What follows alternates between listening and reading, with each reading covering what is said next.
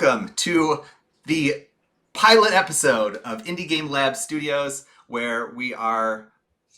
What are we doing, Joe? Oh, I guess we're taking our Discord channel to a new level, which is our Discord channel. The Indie Game Labs is there for indie game developers who are working on their original board games. Most of them are using TTS to prototype them, and then we work together to play test and fine tune each other's games, and hopefully get some of them made in real life, whether it's through pitch or through a Kickstarter or whatever other means. If you happen to be have large pockets and do it yourself. Exactly. So, I'm Garth. I'll be your host today. I am a game designer myself, or like to think of myself as one. And with me is Joe, uh, owner and grand Pumbaa of the IGL Discord server. Joe, what are you working on? What's up with you? Well, we have about probably somewhere between 20 and 25 games in prototype in TTS. We probably have another 10 or 20 on a spreadsheet, which is the way I like to work. And we just got done pitching at PAX Unplugged, where we saw you, and you also pitched. Yeah. I think we both made it past the AEG gate master to at least get an email telling us that they don't want our game again. So, we've made one tiny step with the successful first pitch to AEG, and hopefully, I don't know if that would have been possible without the help of the Discord channel with our games, and I think you would probably say the same thing without the help of other indie designers. The pitch probably wouldn't have gone as well.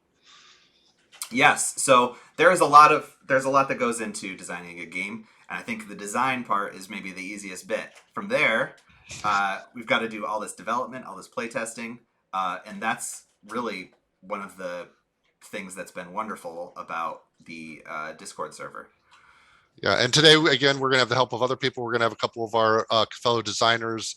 Not only are you going to meet a designer, and we're going to play as Game Pyre, but there's going to be a couple other indie designers who are acting as players during this. And as you know, it's kind of one of those the high tide rises all ships kind of thing. If we all pitch in and do a little bit of work, all of our games and all of our hopes are hopefully made a little more possible. And it's fun too. I love playing. I don't know. Some of my favorite game moments are the ones playing maybe something that's not quite publish ready yet. Although at least one of these games is, I would say, publish ready already. But to play something kind of unbalanced and crazy, and like they're finding those like weird moments where like, oh, this is not working how it's supposed to. I mean, I think that's fun. So I'm enjoying playtesting other people's games personally. Yeah, it's fun to see other people's creativity, and you can tell by pretty much the game they're making where their influences came. Yeah. And oh, I can see he liked that game, and you'll go and ask, hey, did you ever play this? And they're like, of course I played it. I stole part of it. So you find people who have like-minded thoughts about the kind of games they like, and the kind of game. Typically, I see most indie designers are normally trying to work in some genre that they really love, and they're trying to synthesize, mechanics and ideas from all the games in that genre into some super game that kind of finally answers, the game that they dreamed of. And hopefully they're going to find the other people in that genre that also agree. This is this is what we've always been looking for. And it's an interesting thing to see because everybody's in different genres. So you see all these different kinds of games and all these different kind of minds at work, and you can, pick and choose and see some things that people are doing going, oh, you know what? That's an interesting thing. How can I spin that into my game? Yeah, I know for me personally, I'm gravitated towards a certain type of game. So, when I've got a spare minute, I'm on the server kind of looking for someone that's got like a deck building game or like some sort of I don't know, Euro style game, because those are sort of like my bread and butter, and I feel like I could give some good feedback on that sort of thing. Yeah, and I think that's one thing we should discuss. Like I'm a little bit older. I'm 52 now, so I came up in the 70s and 80s. My favorite game of all time is Diplomacy, which yes. is a very esoteric kind of board game where it doesn't have many of the mechanics or pieces that are out there, but it's it is a great board game, and that influences the kind of game of more of an abstract designer. The theme isn't as important to me. I think it's more about mechanics and the interaction between people, and you can always toss in some pirates or space or robots, whatever you want to kind of make it look better, but at the core, it has to be a great game. And I think that's, I learned that from some of the diplomacy and all those 70s and 80s games where there was a lot of crap back then, but there was also some real gems back Yeah, then that yeah. are groundbreaking and influence everybody today. Oh yeah. So, it was a great time to grow up as a board gamer. I think there was some dead area between like the 90s and say 2010. And now Mhm. we're back in a golden age again with, unfortunately COVID. But it's Yeah. driven a lot of people back to board games. And so you're getting a lot of new designers with all these great ideas over the past, however old they are. It could be 40 years, it could be 10 years, but there's enough out there now that everybody can pull from to make even better games than ever existed, basically. Yes, exactly. Um, this is so unrelated, but I love talking about the fact that there's like all these like pillars of like the gaming world that maybe are a little bit outclassed now, but in my opinion, a little bit outclassed by the things that have come since then. But it's still good to recognize that, like, for instance, Dominion. It's not the best deck building game, but it, you know, was the shoulder. What is it? It's the giant upon the shoulders that the new ones stand on. I'm not as good at the phrases as you are, but it's basically it started this whole genre, and now people are riffing on it and improving on it, and it's become like such a fun, vibrant like genre of game. And From every my, go ahead. oh, I'm just saying every genre's kind of got that, right? Yeah. I mean, from when the greatest example I have when I was growing up was 1830, which Yeah, 18XX now, yeah, right? It was always just 1830. And I mean, Avalon Hill, when I was growing up, were really dense yeah, bookshelf games that, you always thought that's from my dad, and this is so old. And, there's counters and all like millions of little pieces in there. And you're like, this is just going to be a nightmare. Where is Sorry or where is Monopoly? Like, give me something that, is so simple. But if you played some of those games, they were so in depth, and the designers went into such detail in simulating whatever that world was, that 1830 is probably the best example, because not only did it, you know, lead to 18XX. Think of all the train games that hmm are really based on. I almost guarantee you, every train game designer played 1830 or 18 something, yeah, and then they said, like, what did I want to take out and what did I want to put in? But they all come from that same vein, like in, from, Ticket to Ride, which is, it's all about route making, which was yeah, 1830. 1830 just added the extra element of a stock market yep, game inside of it.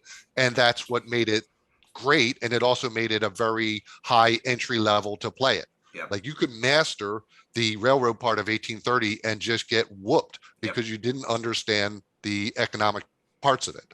So you've seen some of these great railroad games is they've taken out the stock market and made it more just about route building, which gave it a much wider audience mhm, because you only had to learn one thing well in order to be competitive instead of two. yep. So, it's those kind of thoughts of being an indie game designer is what it's all about. What are some of the great games you played? What are the elements you liked? What are the elements you didn't like? And then how do you rearrange the elements from these different games into a new game that kind of answers your needs and hopefully other gamers' needs? Exactly. So let me just tell you what we've kind of got on the docket for today. Um, we've got two games lined up, uh, designed by some of our premier game designers among the IGL server. First up, we've got Pyre, uh, and we'll talk about that in a little bit. And Pyre is like a, speaking of somewhat dense but cool. It's a little bit, it gets a little bit deep. So I think we're gonna join. I don't think we're gonna try to play a full game of that. I think we're gonna join kind of midway through. And I see that our players are actually moving some pieces around on the board. So I think they're getting started. I think Jeff might be refreshing their memory on some of the rules. So I think we'll jump into that pretty soon. Go ahead, Joe. I was just going to say, for the format going forward, I think, hmm we're going to have different kind of games. There's going to be some games that take 20 minutes to play and we can show it from beginning to end. Yeah. And in the case like a Pyre here, this is a game I would think normally is a 60 to 90-minute game. hmm So what we're going to try to do is make most games last between 30 and 45 minutes. So you may come into some games where you're mid game, because we want to show you the best parts of the game. If a Yeah. game takes 10 minutes to warm up and it's basically, a lot of positioning and, entering pieces onto the board and development stuff, we'll try to skip that stuff so we can get into the real game, so you can see, how does the game play, what are the best parts of this game, and is it for me? A lot of games are going to start slow, and we don't want to give the wrong impression that you people have very short time, attention spans now. Yeah. So, if we show you the first 5 or 10 minutes, you may get the completely wrong idea of a game because it didn't even start yet. So I think Pyre is going to be one of those cases where we're going to come in so that we're ready for action. We're starting to see really the meat of the game. That said, though, I think Pyre does. It's not necessarily guilty of starting off slow. I mean, we'll see. We'll talk about it soon. But I think the fun part is at the end when maybe everyone's got a point or two and things start getting a little bit more tense. Yeah, I think it's very quick to start moving. I think what we also should say is we're going to have different levels of players. Sometimes we're going to have experienced players who know the game well, and it'll be like, jumping in to watch a experienced battle. And there's going to be other times where you have a more neophyte person or even somebody that's just learning the game, and we're going to see it from a more beginner point of view. And I don't think either way is wrong, but you'll notice that we'll take different tacks on it, and we'll hopefully take from comments which way the audience likes to see it, and we'll go with the way that everybody likes. Yeah, great point. I was just about to get to that. If you've got feedback on our format, once we get going, please let us know. There's a lot of different ways we can take this. We can just do a raw playtest server, basically ignoring the audience, and if you find that enjoyable, we can take it in a more promotional direction, showing off all the cool stuff. What we're trying to do right now is almost a learn to play, like check it out format. I think that's sort of where we landed on this first episode, but there's a lot of different directions we can go, so I'm excited to hear your feedback. Also, that said, I've got the chat open, so if you want to say hi, say hi. We're here, we're doing this live, and with that comes all of the wonderful mistakes and dead air that we'll soon follow. So welcome. Yeah, as the sideline reporter, I'm going to apologize now because I'm sure there's going to be some missed mute buttons and some missed Steffens during this. There's going to be quite comical, but we'll get it together as we go along here. Giga, how should we send recommendations for the format? Sir, I believe you can send it to us any way you want. You can type it right here in chat. You can join our Discord server. I'll put a link to that in there shortly once I figure out how. No, I mean, I know how. I just, trying to focus on one thing at a time. So yes, we can join our Discord server. There's a whole channel in there about feedback, or mention it here in chat, or send me a letter in the mail, and I will open it and you got a letter opener still? Yeah, I don't know. I'll figure it out. Tear it open. My dad actually does open every letter with a letter opener. Like, awesome. Can you go buy one now? Is there letteropener.com where you get the best letter opener? Or? Probably. All right, and then I should just say my role. Our roles. I think Garth is going to be kind of your studio host, right? And then the idea is to bring the designer of the game and have them kind of sit with Garth and talk about the game, answer questions, kind of give you an overview. Yep. My role is going to be developing over time, but we think it may be some kind of sideline reporter where I can go into the game, talk to the players, ask questions to them, and then kind of bring you, highlights from inside the game.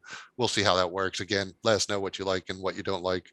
Hopefully you don't like me and I don't have to be on many episodes. And not only that, Master Banhammer, right? If anyone gets out of line, so watch out. Joe's coming for you. So as soon as I understand how to do it. So, if you got some naughty, get it out of your system before I learn. Free reign now. Go for it. Yeah, go ahead.